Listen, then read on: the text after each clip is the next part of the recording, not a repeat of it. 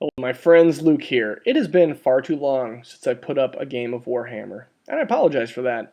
And to make amends, I have Game 3 of Sigmar's Blood for you. I love this campaign. It's fun. The mechanics, a little iffy, but it's just great. Where do we leave off in the story? Now, you have to think back to Game 1. In Game 1, the forces of the Empire were trying to get to Deathwatch Nell to use this arcane signaling device to let the Light Wizards know that we're here, we're going to fight back, this is not normal darkness, things are bad, right?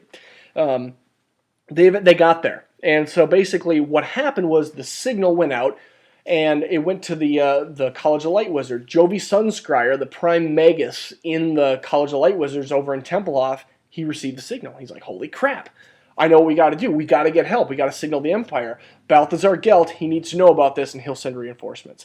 So they go down to the garage, they rip the tarps off of their Luminark that they have there, and they fire it up, send a couple blasts of light into the air to start communicating, and poof, they get intercepted. The darkness is too steep, it's too dark, light's not able to penetrate it. They're thinking, uh-oh, we're in trouble. We're already doomed. We're not going to be able to get reinforcements. This is bad. Jovi Sunscar is a smart guy, though, and he says, hey, wait a minute. If we're willing, I know where we can find an abandoned observatory out in Vargravia. It's this bad place. It's full of ghosts. But I know if we can get there, we can grab these lenses that are there, and we'll make such a powerful Luminark that we'll be able to get the signal out. So that's what we got to do, people. They're a little scared because Vargravia, yeah, that's always been a haunted area, always. It's said that every living man, woman, and child there can find their gravestone. It just kind of appears ahead of time to let them know they're going to die there. In fact, the mage that built this observatory that we're going to fight over was just compelled one day to bury himself alive, and he did. That's bad. That's why this place is all abandoned. In addition, there's been a lot of fighting here. The Banshee of note that lives around here is named Whispering Nell, and she was the cousin to Conrad the Bloody. He gave her the 8th book of Nagash. So there's 9 books of Nagash that when Vlad von Karstein had one of them, started the Vampire Wars, raised the entire country. Everyone who'd ever died there woke up and started fighting and almost wiped the Empire off the map. It was very bad. Well, she has one of the books, and Manfred stole it, and that's kind of part of how he's able to make this darkness. A while ago, the dwarves had a big fight there, and they ended up binding her spirit there. In fact, so many dwarves lost their lives that her name is still in the Book of Grudges to this day. But she was pretty much bound, and her spirit was kind of put to rest with these runes. Unfortunately for Jovi Sunscryer, yeah, those runes aren't there anymore. They're missing. And when he goes there, that's who he's going to meet, and that's what they're going to have to fight over. So the Empire needs to get here. If they can get here, they can basically use the lenses to signal the Empire. That's the goal. And so here's how the battle's going to go. The Empire is going to start in the blue. Vampire counts are going to start in the red. The yellow line is where the Luminark needs to be in base contact with to basically be rummaging around to get these lenses and fire off and channel the signals. That's the goal. Every turn that the Luminark can be in base contact with that line, they get a victory point, which is great. Matching the Luminark, the Vampire counts here have a Mortis engine with the Hand of Nagash in it. So it's badass. It's very strong. The scenario is going to be that the game ends when either one of these kind of chariot things is destroyed on either side, or it's a tie if both of them are destroyed.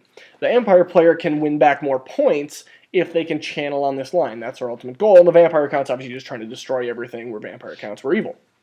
So that's the battle.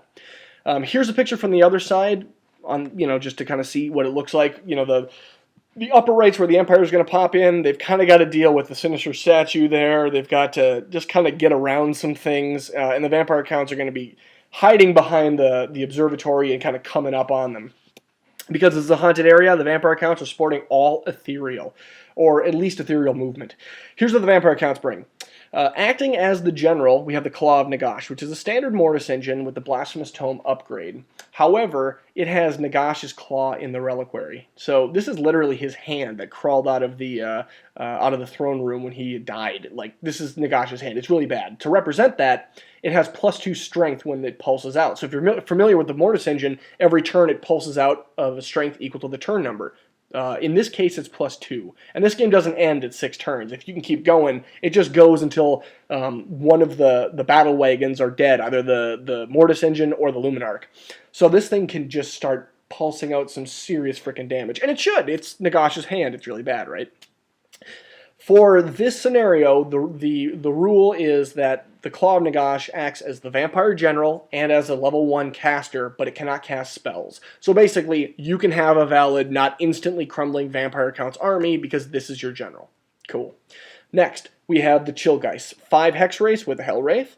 Then Whispering Nell. She's a Banshee. She's the Banshee hero. However, her Scream, instead of 2d6 plus 2, is 2d6 plus 4. A little bit like midway between a Banshee and a Terrorgeist. I like it. I wish it was like that all the time. Hopefully we can get her into combat. Then finally we have Vhostus of the Black Scythe. Vhostus is a Cairn Wraith, and he's pretty cool because he cannot die. If he is killed, on the following Vampire Count's player's turn, roll a die, and as long as you don't roll a 1, he comes back out of a piece of terrain. And I'll show you what piece of terrain that is in a minute. And if you roll that 1, just try again next turn. So really, he's like your constant, ever-regenerating chaff. I plan to use him to great effect. At least that's what I'm hoping.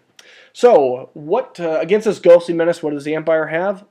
The Templehof Luminark right there. Luminark of Hysh with Shem's Burning Gaze in addition to Solheim's. Yeah, a lot of people haven't seen a Luminark, and of course that doesn't look like a Luminark, but pretend it is.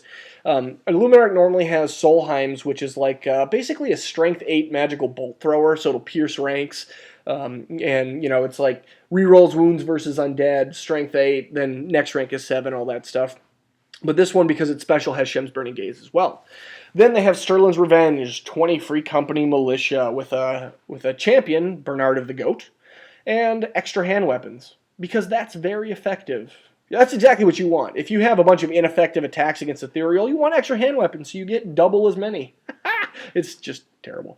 Then finally, Jovi Sunscryer, the Battle Wizard of the Lore of Light, level 4, and in a surprising turn of events, they gave him an actually good, useful magic item, the Talisman of Preservation. He's got a 4-up ward save, Bubba.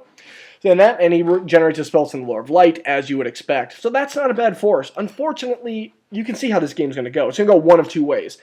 First, either the Vampire Count's going to get blown out of the water just by magic, and that's all dependent on the winds of magic. If there's good winds, I have Army Dispel, and I can't take any saves against... I'm pulsing out regen, but everything is flaming magical.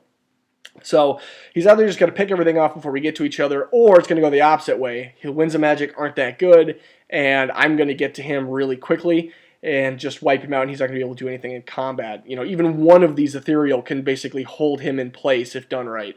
So yeah, its theme is great. The mechanics, I'm like, GW, come on, did you guys even play this? It's going to be unpleasant for one of the sides. I don't know which side, but hopefully it'll be a little bit in between. So to help out the Empire, I forget to Vanguard my Hex Wraiths because I haven't played in like a month and a half, and I'm rusty, officially.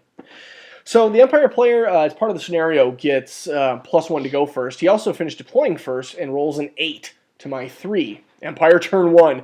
Sunscryer's forces move up. The Luminark moves closer to the line. He's not rushing to his victory point to be in base contact with the middle. He's kind of scared, at least of the pulsing stuff there. So I'd like him to go toward the center, but he's going to try to get line of sight on my guys and shoot them. And, that's a good strategy. Everyone else just kind of moves toward the middle, the Free Company. We go to the Magic phase. Unfortunately, it's not that bad of a phase. It's 6 dice to 5. Now, the level 4 has Shems, Phos Protection, Banishment, and the Net of Amatok. So they're actually all pretty decent spells with the exception of Phos Protection, which could be good in close combat, but he doesn't need that one now. It's 6 to 5. He throws out the net on the only thing he can reach. He has to juice it up, and he can reach a Hex Race. Throws it out, and I let it go. We're looking down here. I take this picture because we're actually looking to see what his caster can see. And you can see right through the middle there, the only piece of my army that he can see with that caster is the Cairn Wraith's Scythe. So he can't cast any spells. We made the mistake here because we're used to, if you play a lot with hexes, you're used to them being able to be cast on anything. Like, it doesn't matter. It's out of your line of sight, not in front 45. Just cast it.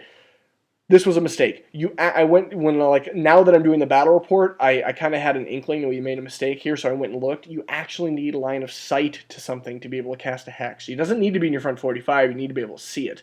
So he rolled the Net of Amatok. I thought he was going to be able to be in range to cast a lot of other stuff, so I let it go. But in hindsight, he shouldn't have been able to cast this. Those guys should not have the net on them. But that's not the way the game went, so we say he can see them. I let it go. He's not able to cast anything else, and that's his turn. So we go to Whispering Nell's turn 1. I'm scared. I'm scared of that shooting stuff. So the only thing I'm not scared with is my Cairn Wraiths, who I run up. I'm like, let's go. Let's get in combat, baby. Because I'm netted, I don't want to take the 2d6 strength 3 hits on my Hex Wraith, so I keep them there. And my Mortis Engine and my Banshee, Whispering Nell, just kind of go. They're trying to hide from the building. They're getting as much movement as they can, but I don't have any magical movement help here, so I'm slow. And that's it. Welcome to Vampire Count's turn when you don't give them any casting ability and it's all short screams. Whee! Fun turn for vampires. Sunscryer turn 2, more of the same. He moves up toward the middle with his Luminark, trying to get around the building so he can see me, which he's able to do. And then his Free Company Militia just keep coming around. You can see where they're moving toward my Cairn Wraith, and that's what I'd like. We go to the magic phase. It's 9 dice to 5, and I'm like, crap, that's not good. That's a decent phase, and I don't want him to have those. I really wanted like Snake Eyes for the magic phase. He throws 3 dice at Solheim's, the magic bolt thrower from the Luminark, and he casts it on the Mortis Engine. This is a multi-wounder thing, so it could become a problem. But he lands a 7. I throw 3 dice to stop it, and I do, so that's nice. However, the level 4 picks up some dice and throws Banishment. 4 dice on the Hex Wraiths, gets Irresistible Force, 8 hits, banishes, kills them all. So banishes the hell out of them. That unit's gone. That sucks. I don't know. I don't really feel like, even though I forgot to hex them and they were unfortunately netted, or I guess erroneously netted, I think that was going to happen anyway. Like, if I had been able to move, I would have just been pretty close to them. I don't think I would have been able to charge, so I think they would have been banished anyway. I'm not thinking that my mistakes with them or letting that spell off change the game much, because that would have been the target right away, and I would have been racing up with them. So they're gone. In the Irresistible Backlash, though, he rolls a 10 and loses 3 wizard levels for getting 3 spells, which is great, because he forgets Banishment, Fowl's Protection, and Net of Amatok. So the only thing that level 1 turd still has, besides a 4-up ward save, is Shem's Burning Gaze. So it's Shems from him, and it's Shems from the Luminark, and the Luminark's Bolt Thrower thing.